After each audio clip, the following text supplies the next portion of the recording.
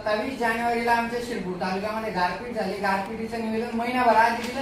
आता ते सांगता की आमच्याकडे तसं अहवालच नाही म्हणे। मग आता जे शेतकऱ्यांना जे पैसे पडायला तुम्ही सांगितले की तेवढा पॅकेज झाला, मग नेमकं गारपिटीचं काय झालं असा विषय। शेतकऱ्यांना वाढीव नुकसान भरपाई मिळालीच पाहिजे, शेतकऱ्यांना न्याय मिळालाच पाहिजे, शेतकऱ्यांचा 7/12 कोरा मिळालाच पाहिजे। धुळे जिल्ह्यातील शिरपूर तालुक्यात अवकाळी पाऊस व वादळी वातावरणामुळे शेतकऱ्यांच्या शेती पिकाचे मोठ्या प्रमाणात नुकसान झाले आहे। जानेवारी महिन्यात गारपिटीमुळे झालेल्या नुकसानीनंतर आता पुन्हा 2 एप्रिल रोजी झालेल्या अवकाळी पावसामुळे शेतकऱ्यांवर गंभीर संकट ओढवले आहे।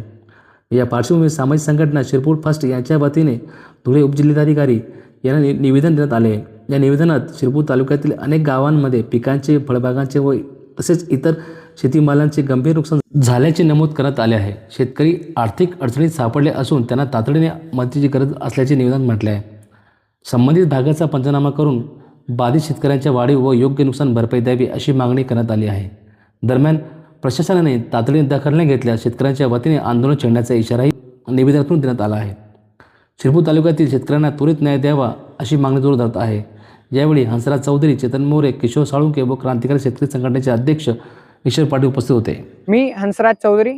शिरपूर तालुक्यामध्ये जानेवारी महिन्यामध्ये जोरदार गारपिटीमुळे शिरपूर तालुक्यातील बाटपुरा, अजनार, सावेड, बबडाच या परिसरातील शेतकऱ्यांचं मोठ्या प्रमाणावरती नुकसान झालेलं होतं। याचे निवेदन वारंवार प्रशासनाला देऊन देखील आज प्रशासनाने त्याच्यावर अद्याप कुठलीही कारवाई केलेली नाही। शेतकऱ्यांना त्यांचं गारपिटीचं नुकसान अजूनही त्यांच्या खात्यावर जमा झालेलं नाही।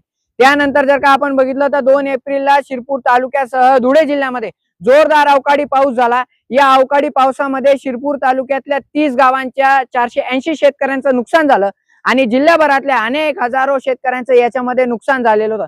परंतु त्याच्यावरती अजूनही प्रशासनाने कुठलीही कारवाई केलेली नाही आणि आज जेव्हा निवेदन द्यायला गेलेलो असता प्रशासनाने उडवाउडवीची उत्तर दिलेले।